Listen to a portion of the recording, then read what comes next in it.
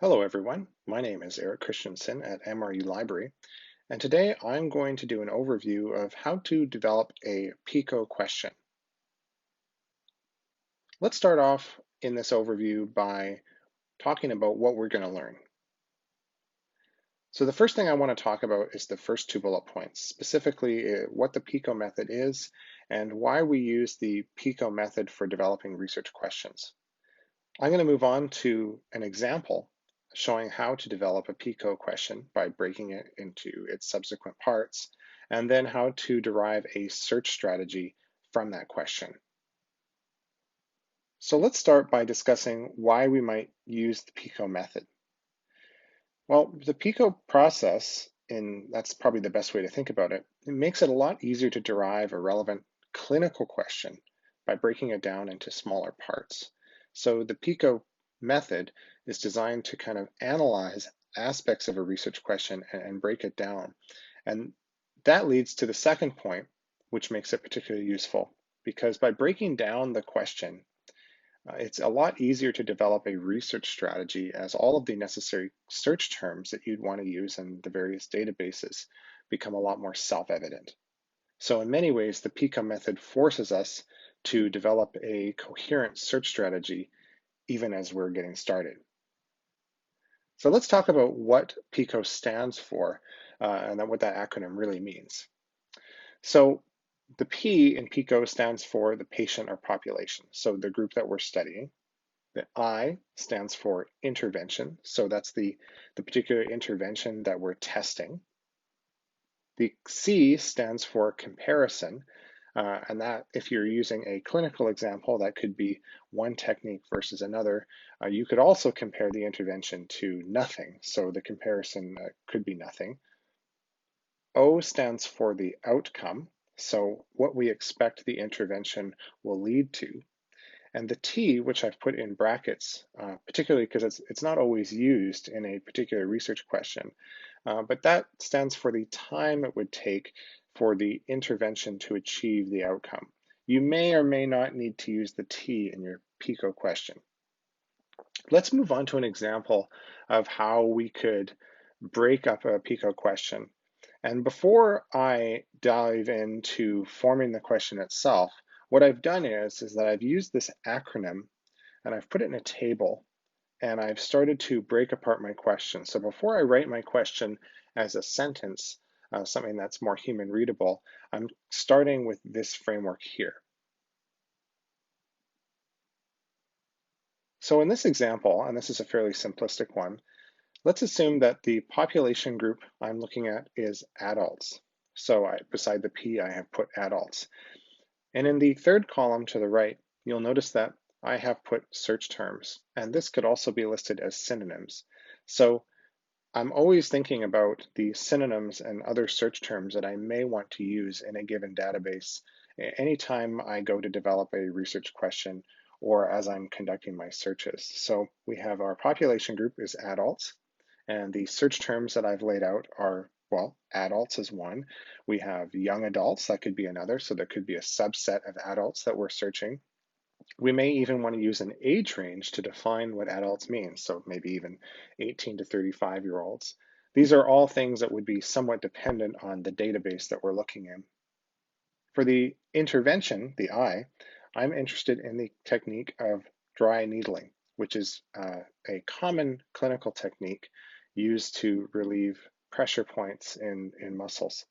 So I'm going to search for dry needling. That's somewhat self-evident. There isn't really an equivalent term that I have found so far that I may want to search instead of dry needling. However, one thing that I have learned is that acupuncture is not a synonym for dry needling. Those are very different techniques and they come from different clinical philosophies. So knowing that acupuncture isn't the same is somewhat helpful. So I've listed that here. For the comparison, I could have put nothing. I could have just said, how does, how effective is dry needling in general? But in this case, I have put a massage for this example. So I could even specify that as I have in my search terms as friction massage. There's other types of manipulation that clinicians use to relieve stiffness musculoskeletal pain, things like that. But for this example, I'm going to start off with massage. One thing to point out is that during the development of your PICO question, it's quite likely that you'll have to refine this question based on the available research. So this is really just my first crack at it. The O, or the outcome, is that I'm curious to know if dry needling is effective at reducing muscle trigger points. And some alternative terms that I might want to search are things like tightness. Colloquially, we may say, muscle knots, or we could even broaden it to musculoskeletal pain. So it's something that we feel as a result of stiff muscles and things like that. Now, if I wanted to write this question out, I could say or phrase the question as, how effective is dry needling for relieving muscle trigger points in adults compared to massage? So perhaps not a perfect PICO question, but a good starting point nonetheless. From here, I'd want to start thinking about places that I would search for relevant academic papers to see if dry needling is in fact an effective clinical treatment.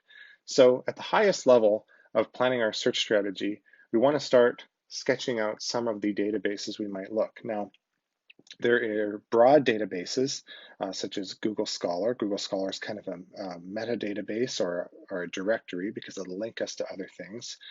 There are search interfaces such as the MRU Libraries main search, but I would suggest for your PICO question that you investigate something a little bit more specific. So try and make a short list of relevant discipline-specific databases where you'd be more likely to find a relevant literature. So some things that come to mind could be, for instance, SportDiscus, which is an excellent source for health and physical education research. And there's some crossover between SportDiscus and some of the medical databases. Speaking of medical databases, we may also want to try our search in MEDLINE as well as CINAHL. So these are some high-level areas that I want to start looking for relevant research. In terms of creating a search strategy, at this point, you may be familiar with the basics of search, but I have a few broad things to keep in mind as you search through databases and as you compile the relevant academic materials. First off, you want to develop an exhaustive list of search terms you've used. So I have attempted to outline some in the example question. However, I may come across new search terms, and that may be from resources online, that could be from background resources such as encyclopedia articles. I may learn a lot about the topic that I'm searching by looking at the titles or the abstracts of academic literature. So as you go through and you conduct your searches, you want to be making constant note of all the relevant new terms that you come across.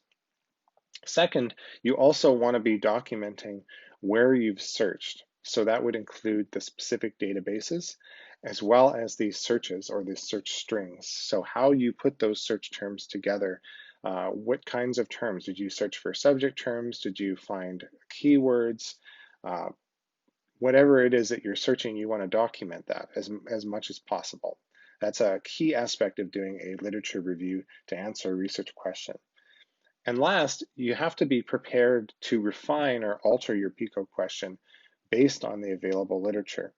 We can't answer a question where there isn't a substantive amount of academic evidence to answer it. So if you find that your question is too broad or too narrow, based on what you find in the databases, you may have to go back and alter that question to align it with the relevant academic literature. So now that I have my starting PICO question, what I want to do is that I want to start exploring some of the more discipline-specific databases. So in this example, I'm going to give an overview of how to conduct a more advanced search in Medline. I'm going to use that as my database of choice, but I'm also going to show you how the search strategies you might undertake in one database will be different in others. So showing you the value of how to search across multiple databases, not only at the same time, but separately, and also how to save and compile and effectively shortlist both the resources that we find as well as keep track of our searches.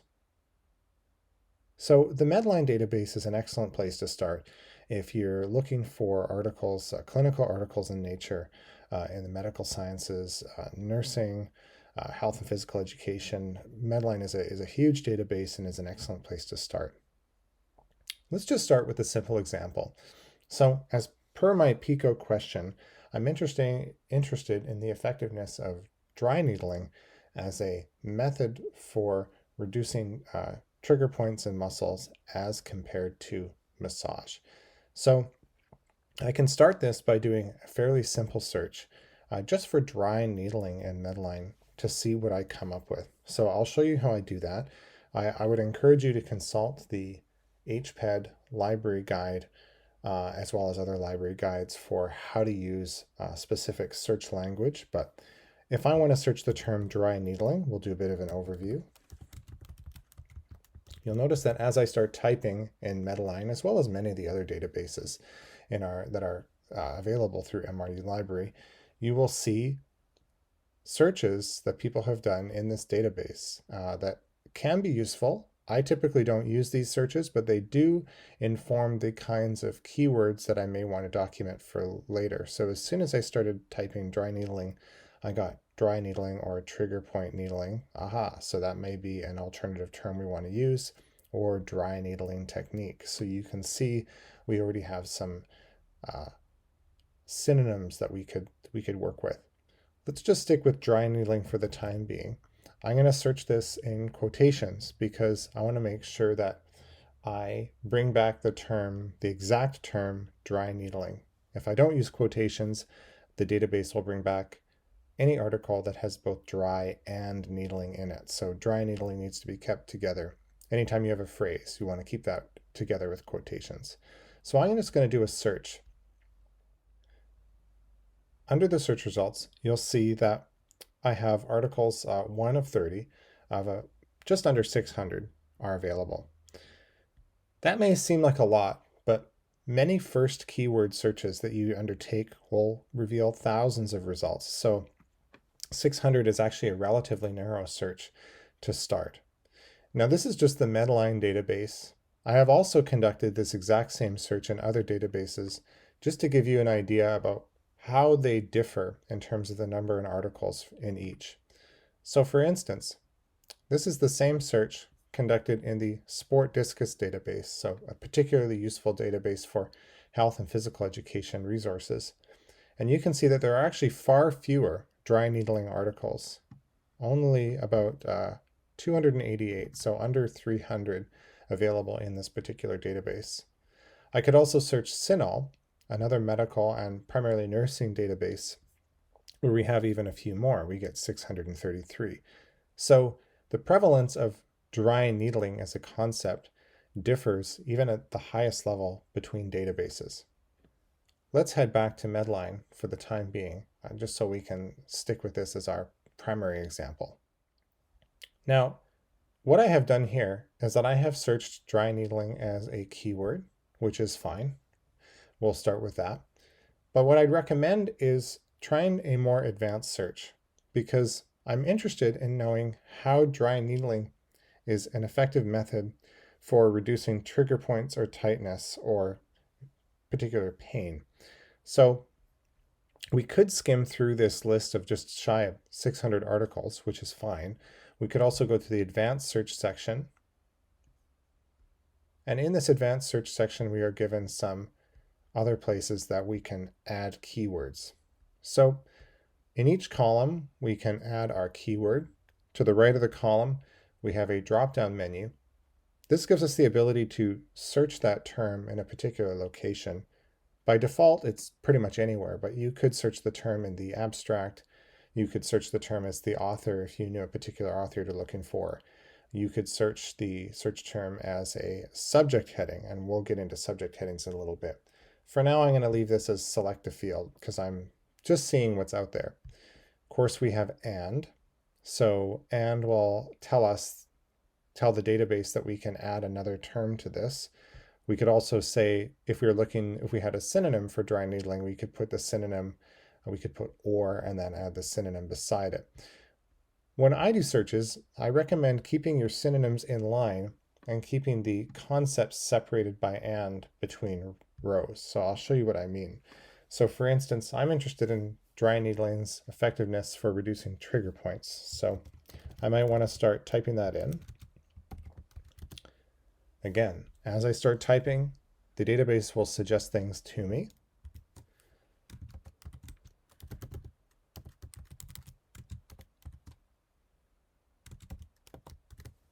So I'm just going to start with some simple alternatives, such as things like trigger point, or tightness, or pain.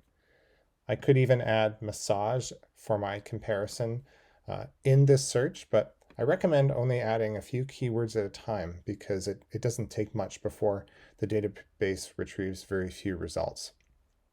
Let's try this as a search.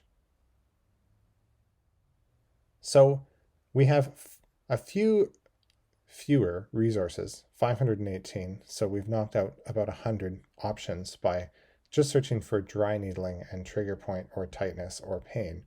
Now we could continue to add keywords such as massage or say massage therapy, since I'm not sure how it's referred to. So we can see here that by adding massage or massage therapy, I'm getting far fewer results, only 16 articles. This is a good technique by including both the intervention, which is dry needling, as well as the comparison, which is massage or massage therapy. I could have specified this further to friction massage or other types of massage, because I may want to see if there's an existing article that already does this research, meaning that is there something out there that already compares dry needling to massage or massage therapy? This is not always possible. Sometimes a direct comparison hasn't been done in the past, and you'll need to manually compile research on dry needling and the comparison and compare the research yourself in terms of its effectiveness. I always recommend taking a look at the results and just seeing what you get. Can we find an article that's already done some of this? As I scroll through these results, under result number 5, I found one that could be of use to me. It's dry needling versus friction massage to treat tension-type headaches, a randomized clinical trial. Let's take a look at this as an example before we move on to some of the other things that you'd want to use to limit your searches. I always recommend to students that you at least take a look at a few of the article records of the relevant resources before you go on to search for more, because we can always learn a lot from the record of an article. We can learn new search terms, we can learn a little bit more about our subject, etc. So this is a great way to expand our existing knowledge. In the record, we will get all of the authors listed. We will get the source, so typically the journal that this is published in. So this article is published in the Journal of Bodywork and Movement Therapies. I don't know a lot about that journal, but that may be something to document. Perhaps I want to conduct specific searches in a journal. And it's actually a good strategy in general to try to identify common journals where you see similar types of research, because that will give you some insight into particular journals that you want to search rather than having to go through an entire database. We get the publication type. So in this instance, we have a comparative study. In this case, it's a comparative study on 2 relevant clinical treatments that we're looking at. So that's very helpful. We get some information about the journal. We also get some mesh terms, and I will show you how to access these manually later. Mesh terms are the medical subject headings. So subject headings are interesting. It's something that I advocate to all second year and above students to strive for in their searches. Subject headings are categories. So what we have done in our current search, I'll just scroll up to the top here, is that we have searched for keywords. Keywords are basically terms that come out of our own minds, or perhaps terms that we've learned from background searching.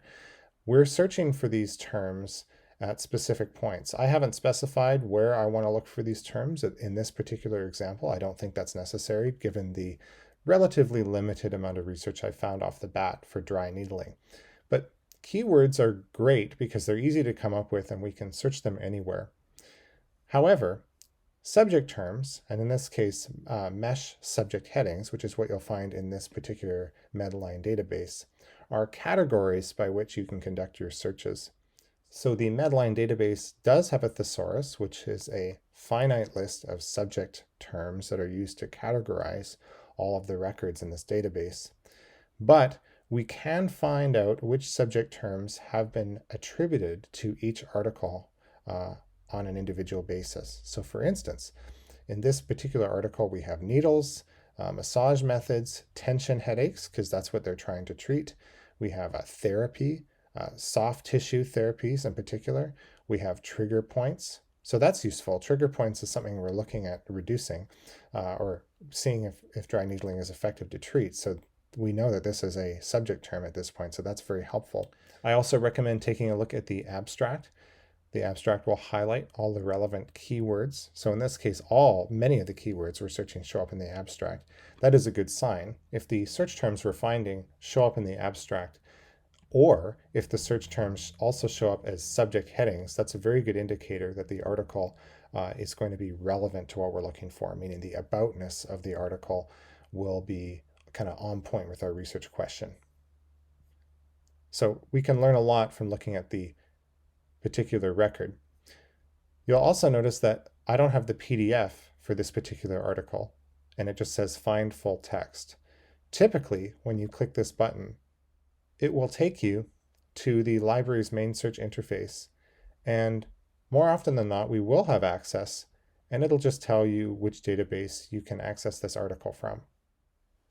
We have some other options on the side. We can, of course, add this article to a folder, so we can click on that if we wanted to shortlist it for later. This one looks particularly useful.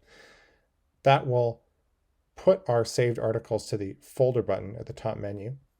You can save this directly to Google Drive. This is more relevant if you have a full PDF version of the article that you can download, and I always recommend downloading a full copy of the article to your computer. And we have some other options for emailing, printing it, saving it, how to cite the article, permalinks, etc. So I backed up my search a little bit at this point. I have removed massage as a search keyword term simply because it didn't yield a huge number of results. I only had 16. So I've removed that so I can get the 518 search results, because this will make it easier for me to show you how to use some of the filters. So in MEDLINE, and like many of the databases at MRU, you want to make maximum use of the search filters. So there's a few things that you want to keep in mind.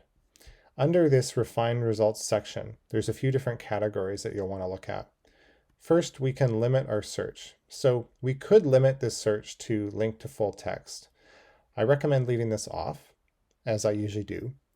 Many times our searches will show this find full text, this kind of dark button underneath the search results.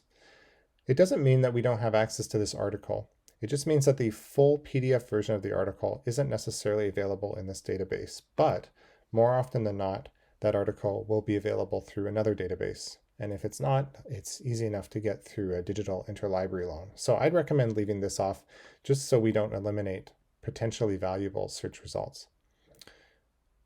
We also have a date publication range. So for instance, we have our search has defaulted to 1979 to present. That's a very long time. So we could easily say that we're looking for articles published in the last 20 years, 10 years, 5 years, whatever's most relevant. So I could limit my search to the year 2000 to present. Surprisingly, that didn't knock off that many results. We have 500, which is interesting. That tells us that the majority of the research done in the last, the research done has been done in the last 20 years. So this is likely and is a fairly recent clinical technique. We have a few other things that we can look at. One that I want to point you to is the age range. So as part of the research question, I said that I was interested in looking at adults. And of course, there's a few ways to define that. MEDLINE actually has an age section, meaning that the articles in the database are categorized based on the population group. Now, this is just the most prevalent population groups. I can go to show more and I can get a complete list. On the right-hand side under hit count, I'll also get the number of articles that will be left once I select one of this. So I said adults, which is a pretty broad group. That's 19 years and over, at least as defined by the MEDLINE database. But you can see that that population group could be broken up even further to adults, which is 19 to 44, middle-aged, 45 to 64, young adult, 19 to 24, etc. I'm going to limit this to all adults just to see. That should bring my list of search results to about 188, which is a fairly manageable. Now there are other types of filters that you can use to refine your search. For instance, there is the publication. So if there's a particular journal or publication that you know of that tends to have relevant research, you may have spotted that trend. You can limit your searches that way. You can search by geography, so where this was taken place. So if you were particularly interested in North America, perhaps that would be an area that you could look for. Of course, there's also the publisher. Again, I recommend only selecting so many of these filters at a time, just because it's very easy to limit your results too much. 188 search results is actually pretty good, and I would suggest if you can get 200 or less, that is a manageable number to go through on your own. Now, of course, I could do this search a little bit differently. So I'm going to try starting a new search, and I want to show you how to arrive at this using a subject term. So here I am at my new search.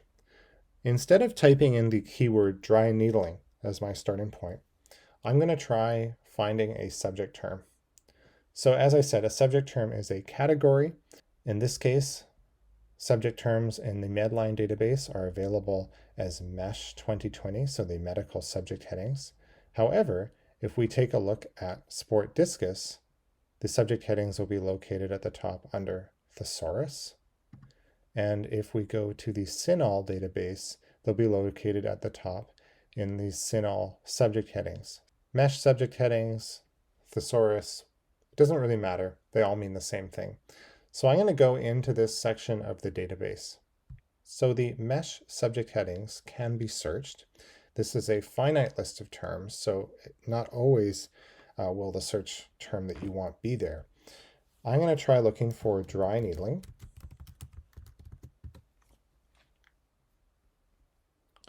And in this case, I've got lucky. Dry needling is listed as a subject heading. Sometimes in the subject heading list, you'll search for a term and it will recommend another. So had you searched for needling, dry, it would say, don't use that, use dry needling instead. So the subject term list will try to steer you towards a consistent terminology for that particular database. Now remember, the subject heading terms are different for each database. So as you document your search, you're going to want to document which subject terms you got from which database, because they won't always work across all of them. Beside the dry needling subject term, on the right-hand side here in this column called scope, there is a little text bubble. We can click that to get a definition of the term, at least according to this database. So dry needling in MEDLINE is defined as intervention that uses a thin filiform needle to penetrate the skin and stimulate underlying myofascial trigger points. Myofascial trigger points. So that's very helpful. That may be another term that I want to save and then use in my search.